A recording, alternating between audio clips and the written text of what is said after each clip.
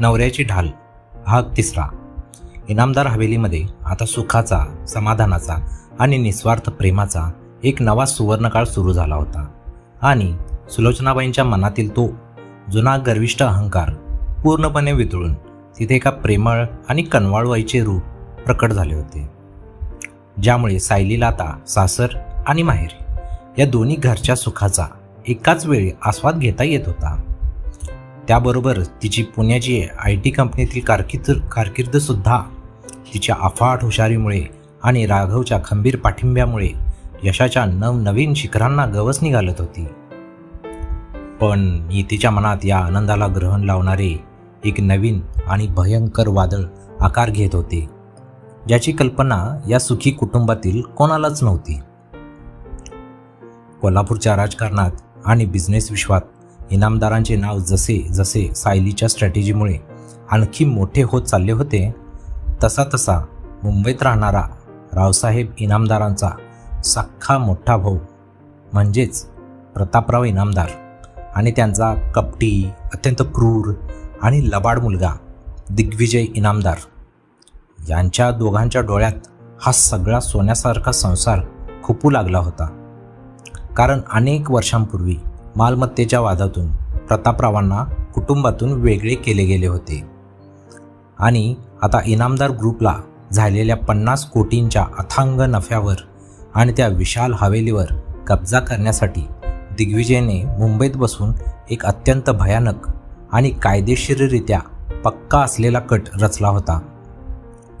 एक दिवस कोल्हापूरच्या हवेलीत सगळेजण एकत्र बसून आनंदाने दुपारचे जेवण करत असताना अचानक हवेलीच्या दारात 3 ते 4 महागड्या काळ्या गाड्या मोठ्या आवाजात हॉर्न वाजवत येऊन थांबल्या. त्यातून दिग्विजय इनामदार आपल्या बाउन्सरच्या आणि मुंबईच्या नामवंत वकिलांच्या मोठ्या फौजफाट्यासह अत्यंत गर्वाने आणि उद्दामपणे आत शिरला. त्याचा तो उद्धट चेहरा बघून रावसाहेब आणि सुलोचनाबाईंच्या चेहऱ्यावरील रंग उडाला. कारण दिग्विजयच्या हातात इनामदार हवेलीचा आणि संपूर्ण बिझनेस साम्राज्याचा ताबा घेणारी एक जुनी कोर्टाची नोटीस आणि प्रतापरावांच्या नावावर असलेले एक बनावट पण कायदेशीररित्या मजबूत असलेले जुने मुखत्यारपत्र म्हणजेच पॉवर ऑफ अटर्नी होती.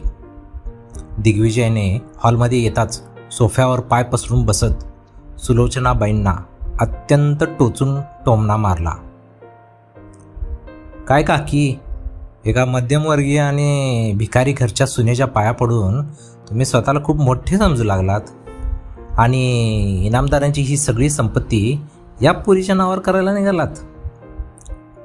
पण आता हा वाडा आणि ही कंपनी आमच्या मालकीची आहे, कारण कोर्टाने या मालमत्तेवर आमचा हक्क मान्य केला असून पुढच्या 48 तासांच्या मध्ये तुम्हाला हे घर रिकामं करावं लागेल, नाहीतर तुम्हाला रस्त्यावर आणायला आम्हाला वेळ लागणार नाही.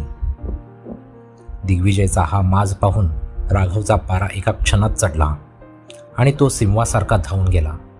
पण दिग्विजयच्या वकिलांनी कायदेशीर कागदपत्रे राघवच्या तोंडावर फेकली, ज्यात स्पष्ट लिहिले होते की जर इनामदारांनी 48 तासांत प्रतापरावांचे जुने 100 कोटींचे कर्ज व्याजासह फेडले नाही तर हा सगळा बिझनेस आणि हे हवेली थेट दिग्विजयच्या नावावर जप्त केली जाईल.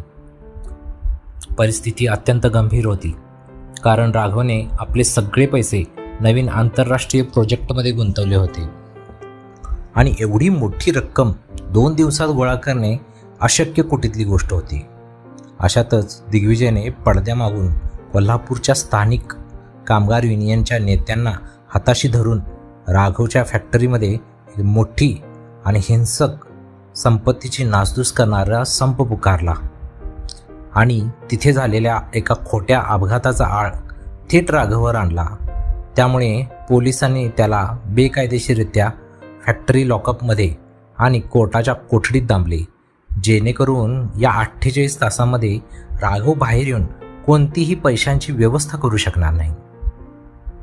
राघव तुरुंगात गेल्याचे समजताच सुलोचनाबाई आणि रावसाहेब पूर्णपणे खचले.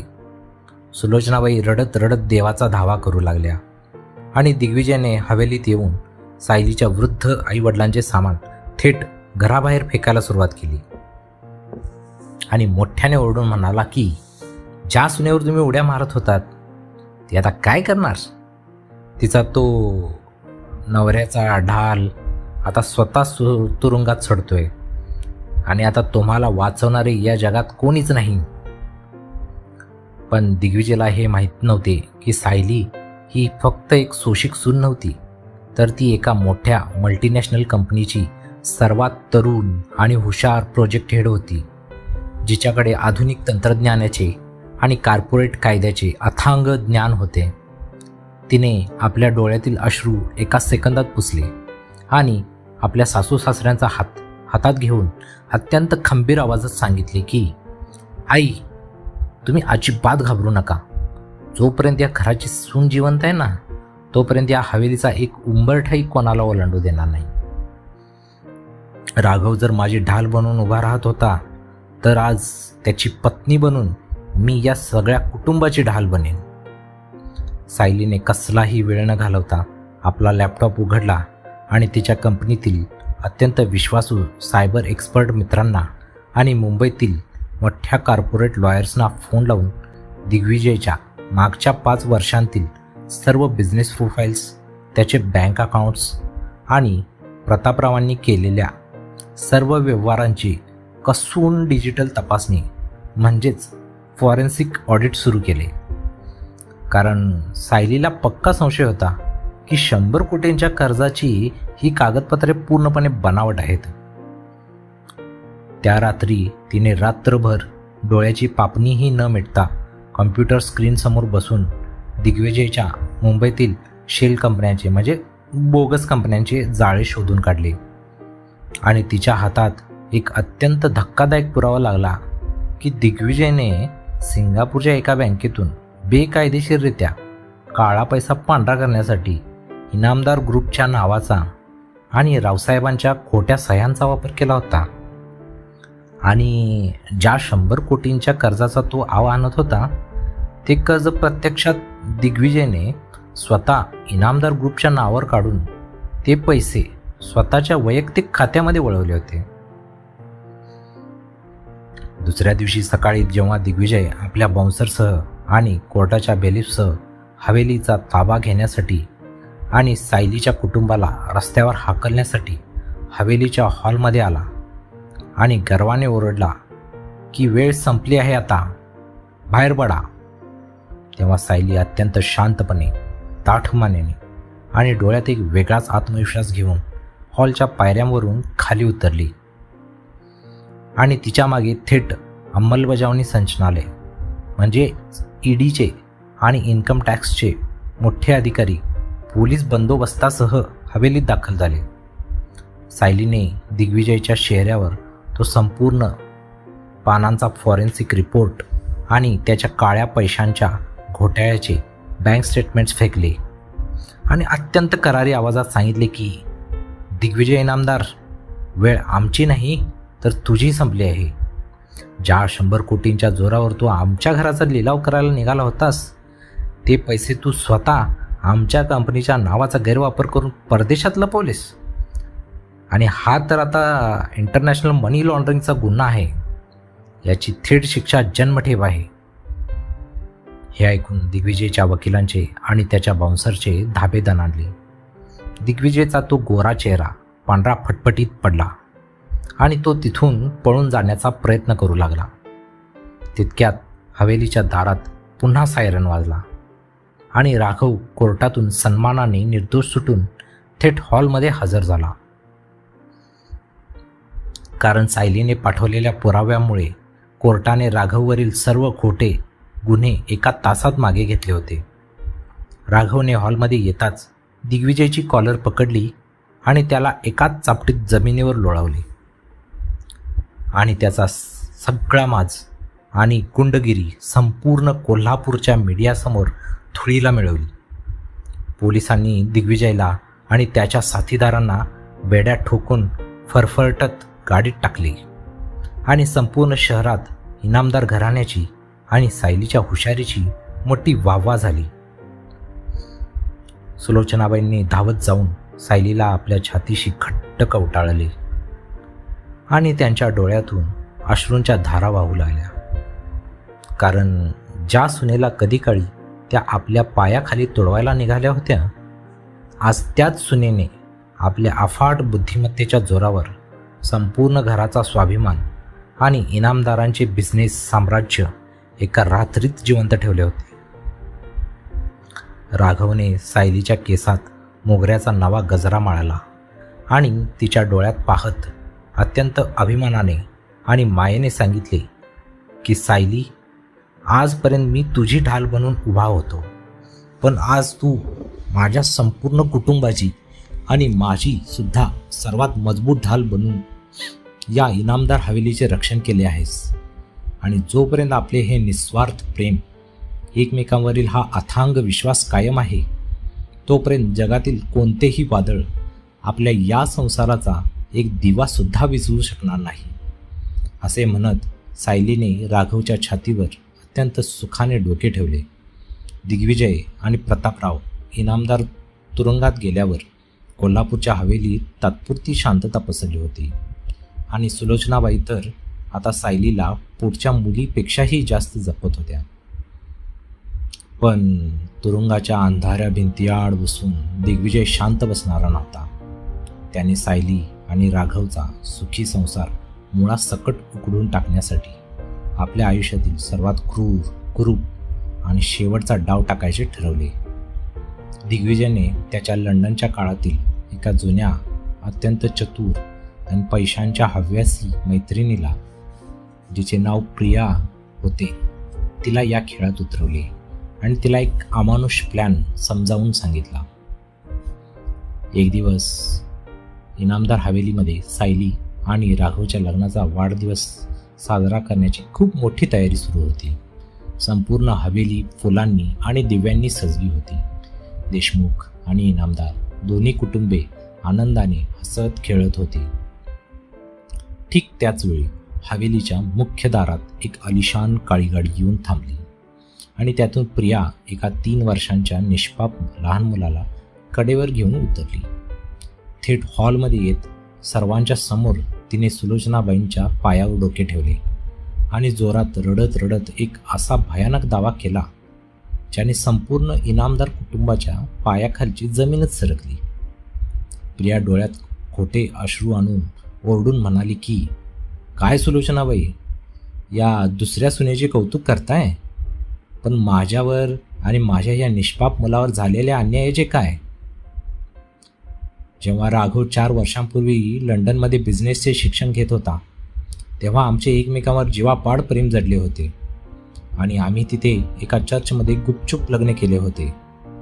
हा मुलगा राघवचाच रक्ताचा वारस आहे आणि राघवने कोल्हापुरात येऊन आम्हाला दगा दिला आणि या सायलीशी दुसरे कायदेशीर लग्न करून आमच्या आयुष्याचा खेळ केला.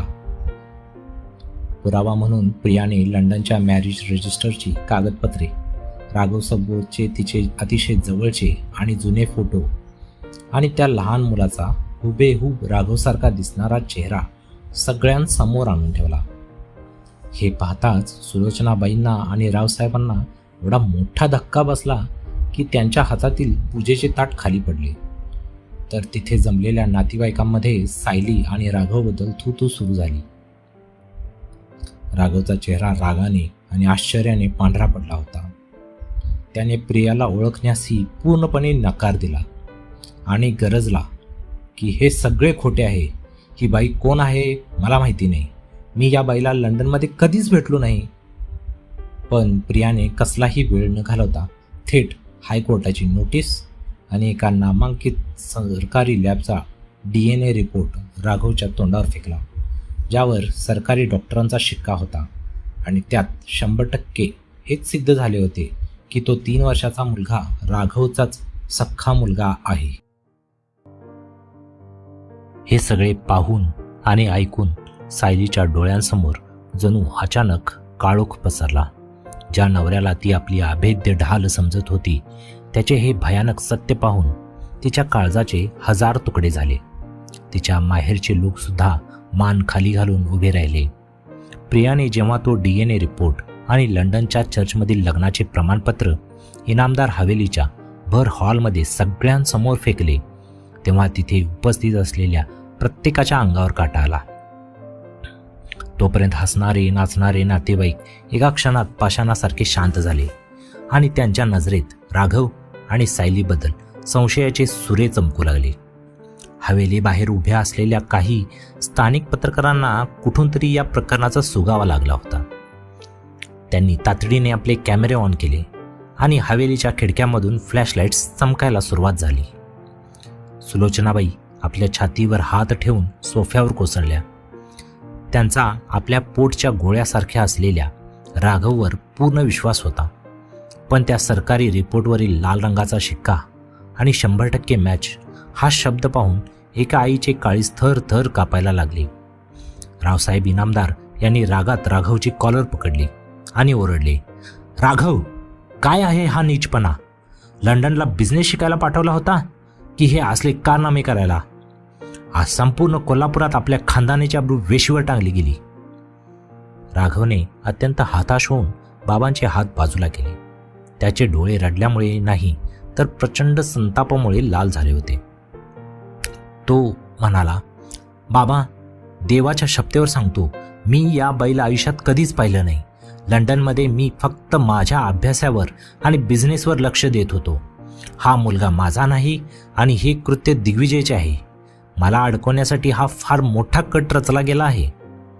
राघवच्या या ओरडण्यावर प्रियाने मोठ्याने हसली आणि त्या 3 वर्षाच्या निष्पाप मुलाला सासूच्या खुशीत ढकलत म्हणाली, बघा काकी, तुमचा मुलगा आता स्वतःचे पाप लपवण्यासाठी कसा खोटारडेपणा करतोय. जर राघव निर्दोष आहे तर हा अधिकृत सरकारी रिपोर्ट आणि लंडनच्या कोर्टाची नोटीस खोटी आहे का? मी आजपासून या हवेलीतून कुठेही जाणार नाही. हा मुलगा इनामदार घराण्याचा मोठा वारस आहे. त्यामुळे या हवेलीवर, संपत्तीवर आणि राघवच्या नावावर जेवढा हक्क या सायलीचा आहे त्यापेक्षा जास्त हक्क माझा आणि माझ्या मुलाचा आहे. महिला पोलीस अधिकारी सायली आणि राघवला अटक करण्यासाठी पुढे सरसावल्या, पण सायलीने एका क्षणात आपला हात पुढे केला आणि पोलिसांना खंबीरपणे थांबवले. सायलीने आपल्या मोबाईलवरून थेट मुंबई हायकोर्टाच्या एका नामांकित वरिष्ठ वकिलांना लाऊडस्पीकरवर फोन लावला. त्या वकिलांनी पोलिसांना स्पष्ट शब्दात ताकीद दिली, लंडनची कागदपत्रे भारतीय कायद्यानुसार जोपर्यंत अधिकृतरित्या व्हेरीफाय होत नाहीत तोपर्यंत तुम्ही राघव इनामदार यांना तात्काळ अटक करू शकत नाही. आम्ही पुढील 48 तासांचा अंतरिम जामीन आणि स्थगिती आदेश ईमेलद्वारे पाठवत आहोत.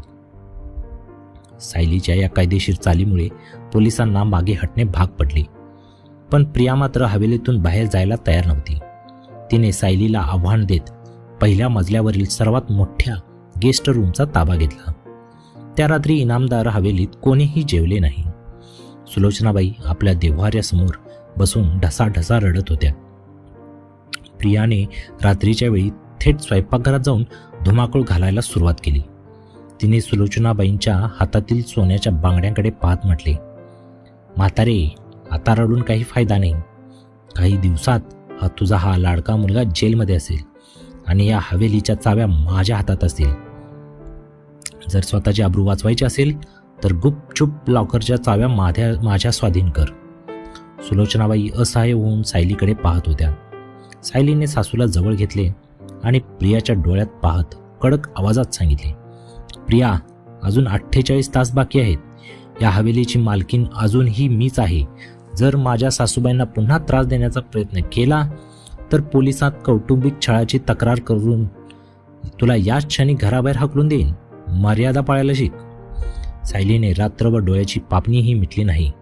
तिने हवेलीच्या एका कोपऱ्यात आपला लॅपटॉप उघडून स्वतःचे एक गुप्त वॉर रूम तयार केले. तिने लंडनमध्ये राहणाऱ्या तिच्या MBA काळातील एका खास सायबर एक्सपर्ट मित्राला, जॅक ज्याचं नाव होतं, त्याला व्हिडिओ कॉल केला. सायलीने जॅकला लंडनच्या त्या विशिष्ट चर्चचे नाव आणि प्रियाने दाखवलेल्या लग्न प्रमाणपत्राचा नोंदणी क्रमांक दिला. जॅकने जेव्हा लंडनच्या मुख्य शासकीय सर्व्हरमध्ये जाऊन तपासणी केली तेव्हा एक अत्यंत धक्कादायक बाब समोर आली. त्या लग्न प्रमाणपत्रावर ज्या पाद्रीची स्वाक्षरी होती त्या पाद्रीचे निधन 2 वर्षापूर्वीच झाले होते.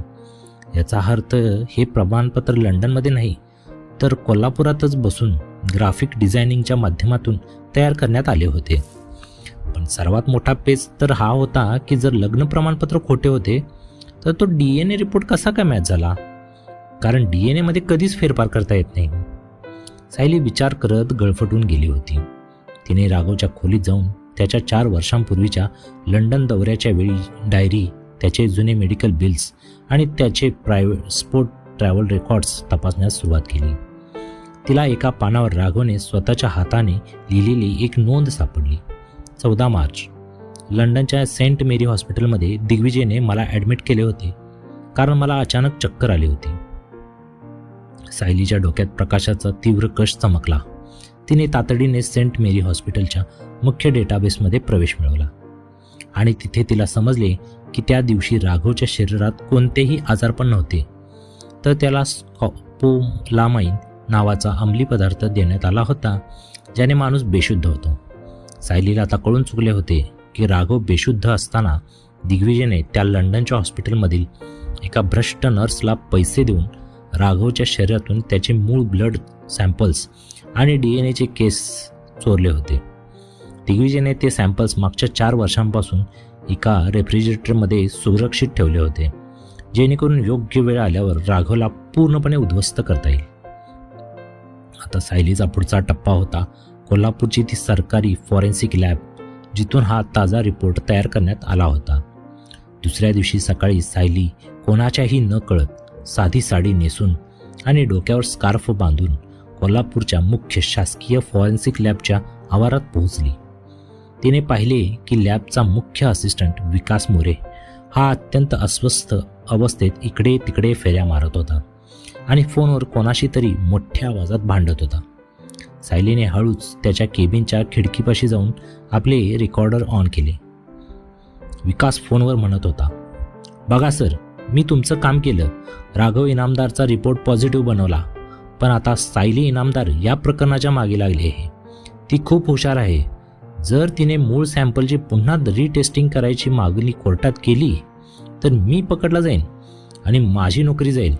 मला अजून 50 लाख रुपये आत्ताच्या आत्ता पाहिजेत. सायलीने हा संपूर्ण ऑडिओ आपल्या मोबाईलमध्ये रेकॉर्ड केला. पण नेमका त्याच वेळी तिच्या पायाखाली एक काचेची बाटली आली आणि तिचा मोठा आवाज झाला. विकास मोरेने खिडकीबाहेर पाहिले आणि त्याने सायलीला ओळखले. कोण आहे तिथे? पकडा दिला, विकास मोठ्याने ओरडला. सायलीने कसलाही विचार न करता लॅबच्या कॉरिडॉरमधून बाहेरच्या दिशेने वेगाने धाव घेतली. तितक्यात लॅबच्या मागच्या बाजूने दिग्विजयच्या काही गुंडांनी, ज्यांना आधीपासूनच सायलीवर लक्ष ठेवण्यासाठी पाठवले होते, त्यांनी सायलीचा पाठलाग सुरू केला. सायली धावत धावत आपल्या गाडीपाशी पोहोचली आणि तिने गाडी स्टार्ट केली. कोल्हापूरच्या रस्त्यावर एक थरारक कार चेस सुरू झाल्यासारखं झालं होतं. एका बाजूला सायलीची गाडी होती आणि तिच्या मागे 2 काळ्या रंगाच्या गाड्या वेगाने येत होत्या, ज्या सायलीच्या गाडीला जोरात धडक देऊन तिचा अपघात करण्याचा प्रयत्न करत होत्या. सायलीने आपल्या अफाट धैर्याचा वापर करून गाडी थेट कोल्हापूरच्या मुख्य पोलीस कमिशनर ऑफिसच्या आवारात घुसवली. पोलीस स्टेशनचे गेट पाहून ते गुंड आपल्या गाड्या फिरवून तिथून पळून गेले. सायली गाडीतून उतरली. तिचा श्वास वेगाने चालत होता. तिच्या हातात तो ऑडिओ पुरावा होता, पण तिला माहीत नव्हते की हवेलीमध्ये प्रियाने आता एक नवीन आणि अतिशय भयंकर चाल खेळली होती. सायली जेव्हा पोलीस कमिशनरना घेऊन हवेलीत पोहोचली तेव्हा हवेलीच्या हॉलमध्ये एक वेगळाच थरार सुरू होता. प्रियाने स्वतःच्या हाताने त्या लहान मुलाला खोलीत बंद केले होते आणि ती स्वतः गळ्यात फाशीचा दोर लावून एका मोठ्या स्टूलवर उभी होती. तिच्या हातात एक चिठ्ठी होती आणि ती नातेवाईकांसमोर ओरडत होती, जर राघवने मला आणि माझ्या मुलाला या घराचा हिस्सा दिला नाही आणि सायलीला या घरातून हाकलून दिले नाही तर मी याच क्षणी या इनामदार हवेलीत गळफास घेऊन माझी जीवनयात्रा संपवेन आणि माझ्या आत्महत्येला राघव आणि सायली जबाबदार असतील, अशी मी चिठ्ठी आधीच लिहून ठेवली आहे. नातेवाईक आणि पोलीस प्रियाला समजावण्याचा प्रयत्न करत होते.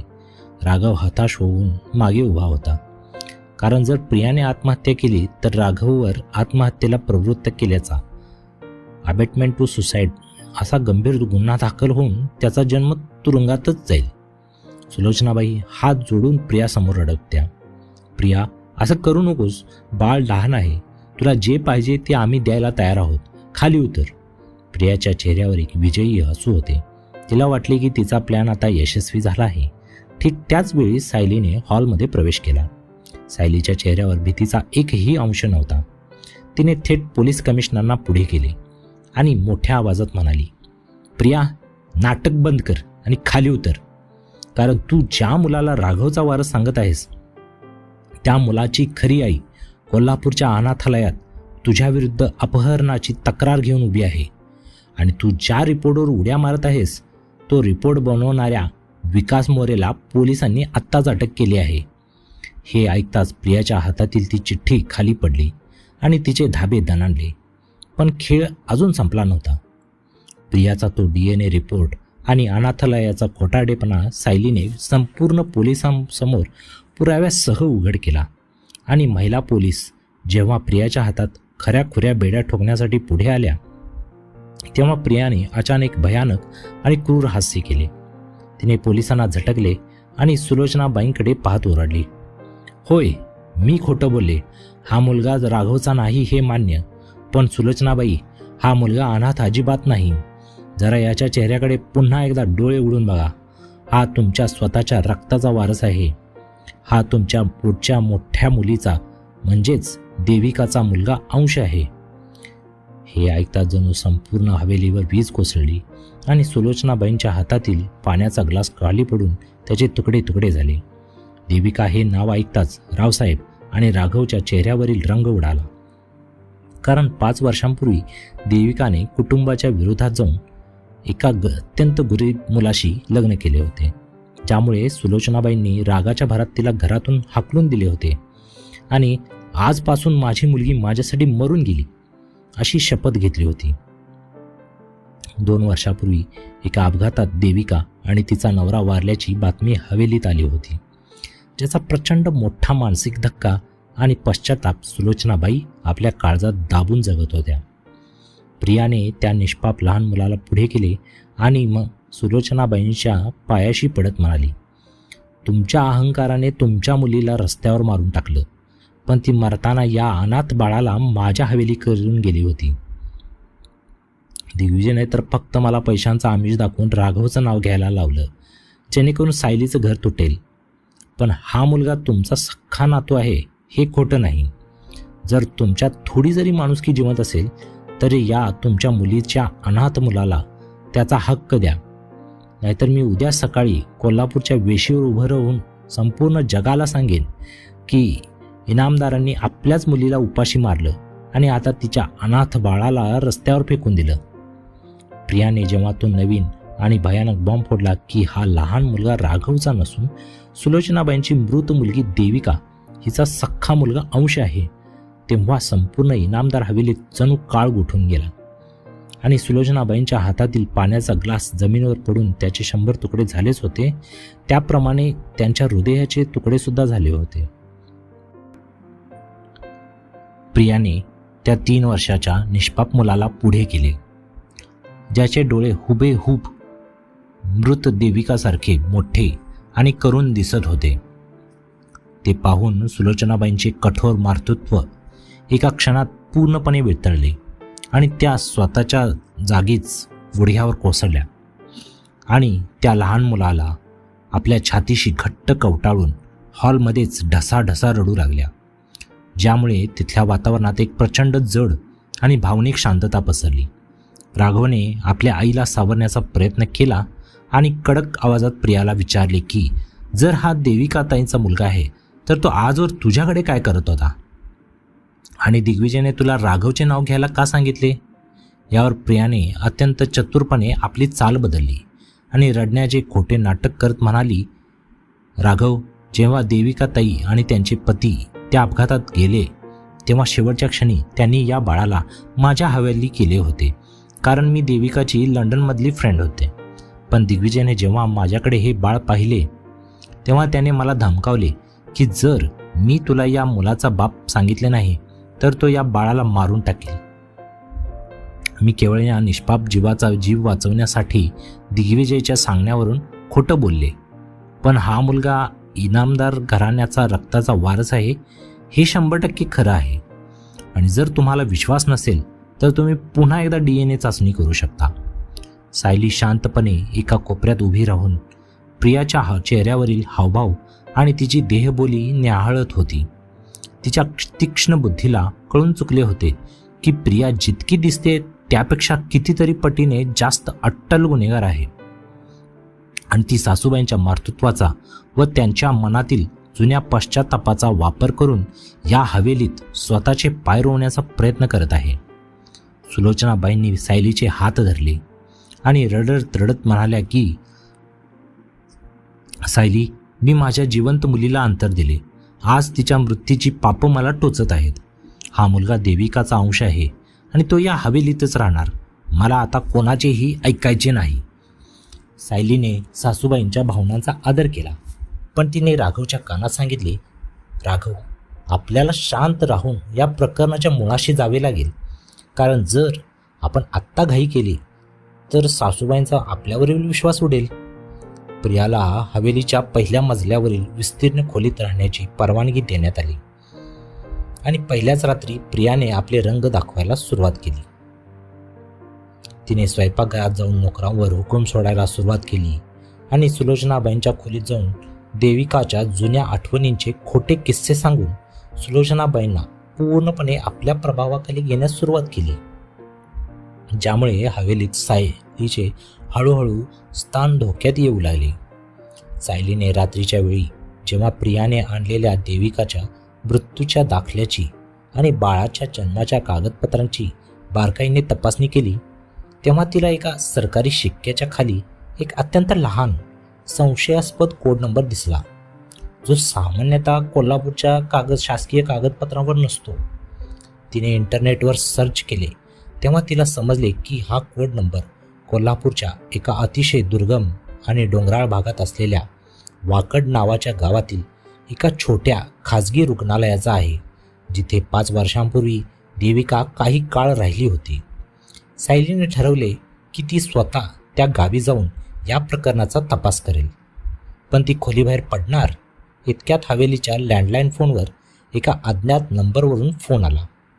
सायलीने फोन उचलला तर पलीकडून एक थरथरणारा वृद्ध आवाज आला, जो म्हणाला की सायली मॅडम, इनामदार हवेलीत जो मुलगा आला आहे तो देविकाचा मुलगा नाही. देविकाच्या बाबतीत 5 वर्षांपूर्वी जे घडलं ते खूप मोठं कारस्थान होतं, आणि जर तुम्हाला खरं काय आहे हे जाणून घ्यायचं असेल तर उद्या दुपारी 12 वाजता कोल्हापूरच्या आपल्या भवानी मंडपाच्या मागच्या जुन्या विहिरीजवळ एकट्या या. पण लक्षात ठेवा, जर राघव किंवा पोलिसांना सोबत आणलं तर देविकाचा खरा वारस कधीच समोर येणार नाही. हा रहस्यमय फोन कॉल ऐकताच सायलीच्या अंगावर काटा आला, कारण आता सामना फक्त प्रिया आणि दिग्विजयशी नव्हता, तर पडद्यामागे लपलेल्या एका तिसऱ्याच अनामी शत्रूशी होता, जो इनामदार घराण्याचे संपूर्ण अस्तित्व संपवण्यासाठी टपून बसला होता. प्रेक्षक हो, तुम्हाला ही कथा आवडली असल्यास प्लीज चॅनलला सबस्क्राईब करा आणि या व्हिडिओला लाईकसुद्धा करा.